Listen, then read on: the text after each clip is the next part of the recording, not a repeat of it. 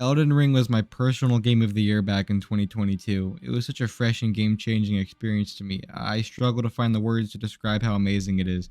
I haven't felt this way about a video game in a long time. Don't get me wrong, I absolutely adored God of War Ragnarok, and if it wasn't competing with Elden Ring for Game of the Year, it definitely would have won. But I'm going to be talking about Elden Ring 50 years from now to my grandkids, not God of War. That's how much this game has left an impact on me, and I feel that goes the same for many of you as well who've played it. We are now approaching the 2-year anniversary of Elden Ring, which honestly I can't believe.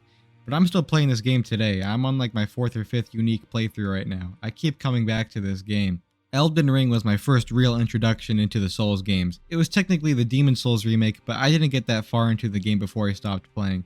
It was Elden Ring that helped me understand why these games are so beloved. Overcoming seemingly impossible challenges, trying over and over again until you succeed. The overwhelming sense of triumph and confidence you get after surpassing your obstacles. That is what Elden Ring helped me to understand. I have since been going back and playing From Software's catalog of Souls games. After beating Elden Ring for the first time, I immediately went back to play through the Demon Souls remake, which was awesome. Then, I was able to claim Bloodborne for free with PS Plus, so I went and did that, and well, let me just tell you, Bloodborne might be in my top 5 games ever. I can go on and on about how incredible Bloodborne is. That's why he's the GOAT!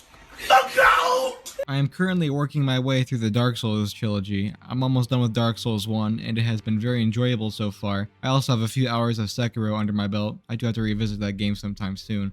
It's a very unique experience compared to the other games, but I've enjoyed it so far as well. I just cannot get enough of these Souls games. Needless to say, I am a From Software and Souls fanboy now. I'm going to be first in line with whatever they release next. Speaking of which,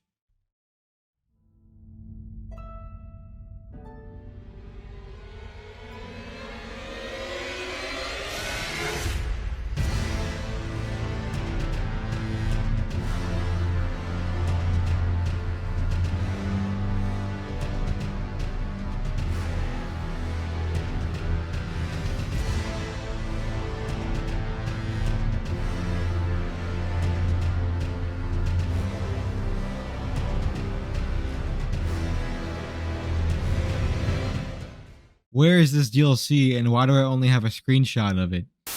As I had mentioned just a minute ago, Elden Ring is approaching its 2-year anniversary. Most of the other Souls games have received DLC, being the Dark Souls trilogy as well as Bloodborne. Their DLCs were released about 1 year after their initial release. At Elden Ring's 1-year mark, all we got was an announcement of the DLC expansion, with an image provided to give us a little glimpse of what we're going to get. You have no idea how hyped I was when I first saw this last year. My love for gaming was reignited in an instant.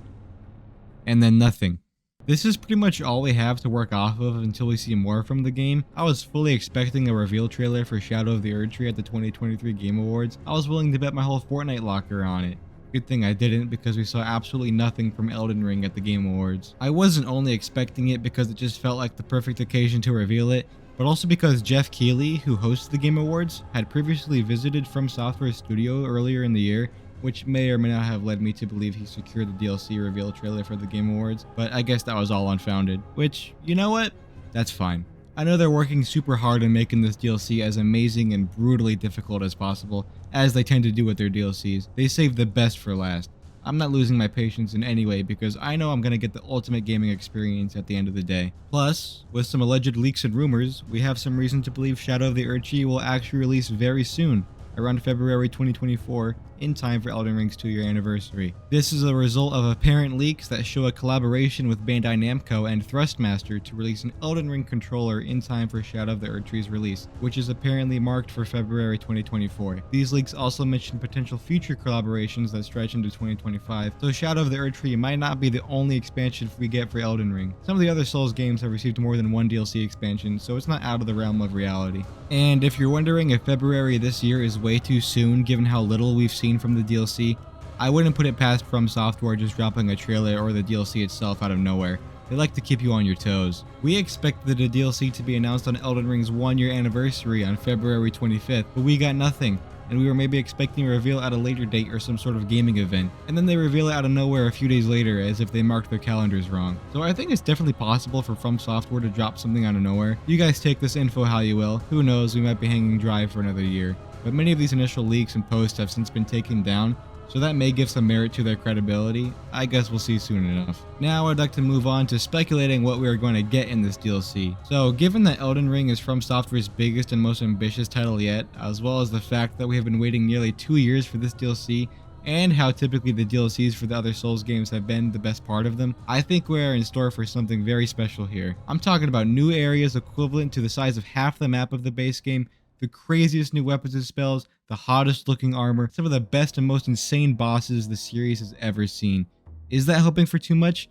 Maybe, but I think they can deliver. Let's start with figuring out where Shadow of the Erdtree is taking place, and to do that we must do an in-depth analysis on the single image that we have. So, I feel like much of this image is left up to interpretation, as is with many things in the Souls games. Also, I'm going to try and be very light on the lore dumping here because I don't fully understand it myself, and I don't want this video to be like 30 minutes long. Go watch Vati Vidya for incredible Elden Ring and Soulsborne content. I'm sure you already know who he is. Starting with the figure on the horse on the right side of the image, I'm willing to bet this is Miquella, one of the only demigods we have yet to see in the game outside of Godwyn. We technically see them both in the game, but they're not looking too hot when we see them. I say that this is Miquella not only because he's one of the few characters we haven't met yet, but also because the figure in this photo matches his description pretty well. He is seen as a very young person with flowing golden hair with braids. His story summed up is that he was born cursed with eternal youth, while his sister, Melania, was born cursed with the scarlet rot. And in an attempt to cure himself and his sister of their curses, he created the Erdtree, which is almost an imitation of the Erdtree, but very welcoming to those whom the Golden Order and the Erdtree in turn deem inferior. In his Erdtree, Miquella entered a dormant state inside a cocoon which would allow him to finally grow into an adult. However, he was pulled out of this dormant state prematurely by his half-brother Mohg in an attempt to rise to godhood. You see, Miquella, along with Melania and his half-sister Ranni, are Empyreans, vessels chosen by the Greater Will, this primordial force in the world, to become the new gods to carry out the Greater Will's will, if you will. Damn, that's a lot of wills. Whoever is consort to the new god is known as the Elden Lord, pretty much another godlike status. So it was Mohg's goal to take Miquella, have him reach maturity and rise to god status so that he could become his consort and be crowned Elden Lord to bring forth a new age under his name. Is that confusing? Yes. Do I understand it? No, not really. There is so much I just skimmed over, but those are the cliff notes of Miquella's story thus far. We see Miquella in the game today in Mohg's palace, where he remains in his torn up cocoon, seemingly lifeless. If this DLC is focused on Miquella, I'm like 86% sure that this is where we'll access it. Many people, myself included, think that this DLC will take place in a dream or some sort of mindscape being Miquella's. I've got a feeling we'll be able to interact with Miquella's corpse and enter his dream or some extra dimensional plane where he really resides. It is also speculated that this figure in the image may be a young Queen Marika, Miquella's mother, and also father. I don't know either. I'm not getting into that, but I'm more on the side of this person being Miquella. We see Miquella on a spectral steed, much like the one we have in the game, named Torrent. Is the horse he's actually on Torrent? I'm not sure. We aren't Torrent's first companion, so it is very much possible that he used to be with Miquella in the past. They are pictured in a bountiful wheat field, which I've seen symbolizes abundance, which Miquella apparently represents. He represents abundance. Miquella is overlooking what looks to be some sort of bizarro version of the Erdtree, or at least some sort of Erdtree. It looks to be strangled and choked out by some dark parasitic root or rival tree, a shadow, if you will. You can see that the Erdtree is cracked and bleeding golden sap or something like that. This looks similar to something we actually see in the game, underground in the deep root depths, where the roots near the Erdtree are wrapped and infested with the death root spawned by Godwyn's soulless and malformed body. So that also leads me to believe we'll encounter Godwyn in some way, shape, or form in this DLC. As far as where on the map we'll explore this DLC, I think this will be a whole new area, especially if it's in Miquella's dream. I'm not entirely sure where we would see it on the map. I would say the center of the map where the cloud cover is, but looking toward that direction in the game, there's nothing notable to see, so maybe not there. Although there is this dark patch in the water, which looks a little out of place. I don't know what that is. Someone go out of bounds and let me know what that is. I can also see the new areas being laid on top of the map, kind of like how the underground areas are, where you have to toggle the elevation level to navigate either underground or above ground. It might also be just a whole new extension of the map. We'll just have to see. I'm sure wherever we explore, these new regions will be beautifully haunting, given the tone they're seemingly going for. Now I want to move on to the new items and equipment in this DLC, and I'll try to keep this section brief. I'd like to see some of the underrepresented weapon types get more love in this DLC, specifically weapons like scythes, flails, fist and claw weapons, and the twin blades. There's actually a cut twin blade weapon relating to Mikola, known as the Abundance Twin Blade, so we might actually see it make into the game once the DLC drops. I'm sure we'll get new weapons of every type. We might even get a new weapon type, who knows. I'd like to see weapons that deal with some overseen and otherwise useless status effects, like sleep and deathblight. I think we are at the very least gonna get more sleep related themes and equipment during this DLC, especially if it takes place in a dream, and Mikola is associated with sleep as well, so there is some merit to that. The only weapons that afflict sleep status in the base game are sleep arrows, sleep pots, the Sword of Saint Trina, and Saint Trina's Torch, which I think Saint Trina is the alter ego of Mikola, or at least that's what I've heard, so, there you go. Deathblight getting more attention in this DLC makes sense given the imagery we've seen so far, being similar to the Deep Root Depths, as well as the potential of encountering Godwyn. It is a weird status effect to incorporate into weaponry, so I feel like From Software might expand upon its use and abilities. When afflicted with Deathblight, you just die. It's an insta-kill. Most enemies that aren't NPCs don't really get affected by Deathblight, which makes sense. So I'd like them to rework it somewhere, somehow, so it's applicable without being overpowered. How would From Software do this? I'm not sure. I'd like to hear what you guys have to say. I feel like we're gonna get the craziest, most overpowered weapons this DLC, which I'm super excited for. I wouldn't mind seeing some of the cut content and equipment making their way into the DLC as well. Some of these items look really cool. Same thing with armor and talismans. I'm sure we're gonna get some really interesting stuff in Shadow of the Erdtree. I imagine they'd still have the boss remembrance system in the DLC, and thinking about all the goodies from those keeps me up at night because I'll be coming up with cool shit in my head, and then I get excited, and then I can't sleep.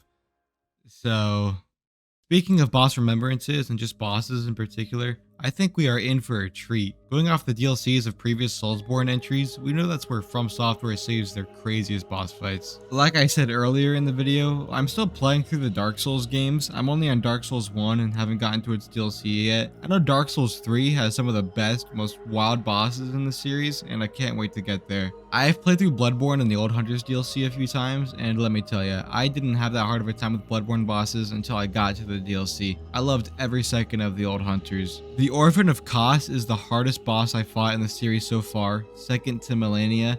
I don't think that's a hot take, you guys let me know in the comments, but the DLC being a step up in difficulty from the base game is a good thing, as long as it's not difficult because of some BS. That's when you get things like Waterfowl Dance. A tough but fair challenge is what I, as well as everyone else, is looking for. I'm not sure what kind of bosses we'll encounter in Shadow of the Erdtree. I don't know how they could incorporate a Mikola boss fight because he seems like such a benevolent and non-violent character. Unless his dream is like corrupt and you have to fight some sort of corrupted version of him, I'm not entirely sure. I can see a Godwyn boss fight being very cool. I know Deathblight is kind of annoying to deal with, but I'm sure a fight with Godwyn would utilize Deathblight one way or another. You might go up against either his corrupted soul's body or maybe even an angry spirit of his, especially if he helps her out Ronnie in the base game since, she kind of orchestrated his assassination. I'm sure he wouldn't be too happy if he knew that, so that'd be kind of cool, right? I've also seen suggestions of a third form of Millennia, like she hadn't quite reached godhood yet in our fight with her, which might make me cry, and they wouldn't be tears of joy. You obviously have to get your fair share of Crucible Knights, Erdtree avatars, and Tree Spirits, which are just chef's kiss bosses. I can't get enough of them. There should be a moment in the DLC where you explore a dungeon, you walk into a dead-end room, the door behind you shuts, and then you get jumped by 5 royal revenants. I wouldn't even be mad at that point, I'd just start laughing and then transition into crying. I wouldn't mind seeing more combat encounters that encourage using Torrent more. The only boss fights I use Torrent for are dragons, which is fine. It would have been cool to use him during the Elden Beast fight, but I've gotten over that. Maybe another boss that wants you to use Torrent to approach them like Radahn, or maybe like a giant boss that requires you to use Torrent to jump on and off them and run across their body to hit weak points. That kind of sounds like Shadow of the Colossus, but it could be cool. It could work for Elden Ring too. And an encounter with the Glowmide Queen would be cool as well. I don't even know that much about her except for the fact that she might be Melina. I'm not sure how that could work as a boss fight. I'm just trying to remember names of characters we haven't seen yet. How about a new type of Godskin boss? We have the Godskin Noble, we have the Godskin Apostle. How about an ultimate fight against the Godskin Lord? I know we love the Godskins here. Let me know what boss concepts you guys have in the comments. I want to hear your ideas. Another suggestion I have for the DLC, which I don't think would make a lot of sense for Shadow of the Erdtree, but for a potential second expansion, would be to explore the Badlands, where the Tarnished return to the Lands Between from. I think that would be very cool. I guess we'll have to see what happens. I was actually talking to a friend about this DLC and what we might get in it, and he suggested that as Elden Lord, you may face challengers to the throne. Like someone may oppose you as Elden Lord and seek to overthrow you and replace you. I'm not sure how much that makes sense. It could only work after you beat the game where you become Elden Lord, but I thought it was a pretty neat idea worth mentioning. One more thing we could expect from Shadow of the Erdtree would be more Great Runes. Miquella has a cut Great Rune known as the Rune of Abundance, so we could very well see that. That might be the only other Great Rune we know of that we don't have yet. As far as the cost of this DLC goes, I can honestly see it being anywhere between $30 to $40 given what we expect from it. Previous DLCs for the Soulsborne games were priced around $10 to $20, but with how ambitious of a project Elden Ring is and how ambitious this DLC will probably be compared to any other DLC, I would assume it to float around the $30 to $40 mark. I could be wrong, it might be closer to $20 to $25, or it could be as high as $50. Either way, I'm buying that shit the instant it comes out. I don't care how much it costs. As I said in the beginning, I've never had a gaming experience quite like Elden Ring, and this DLC might be my most anticipated release in gaming literally ever. There might be one thing that I could be more hyped for, but that's irrelevant to this video. I absolutely adore this game, and I could play it over and over multiple times in a single year. This game was already a 10 out of 10 for me, and this DLC might turn it up to 11, which makes zero sense, but that doesn't matter. This game transcends ratings for me. If these leaks are to be believed, we won't have to be waiting too much longer for Shadow of the Erdtree. I feel like a little kid again just thinking about it. We might get a new screenshot or trailer any day now. Or not. But anyways guys, be sure to let me know what y'all think about Elden Ring's DLC Shadow of the Erdtree. Do you like or agree with what I had to say? What are you guys looking for in the game? Did I get all the lore wrong in this video? Be sure to share your thoughts with me in the comments. I cannot wait to read what you guys have to say. Also, big news, we just hit over 1,000 subscribers. I can't thank you guys enough. This doesn't feel real yet to me. It just feels like a dream come true, and I have y'all to thank for it. I truly do appreciate it. But with that, be sure to like the video if you enjoyed it, and do consider subscribing. I'd be very grateful. Check out my other videos if you're a fan. But that's it for me today, guys. Thank you for tuning in.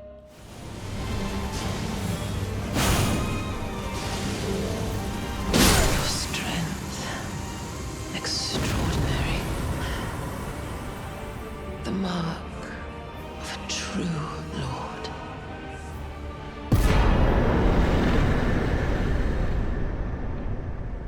Oh, dear Miquella. Oh, dearest Miquella. My brother. I'm sorry. I finally met my man.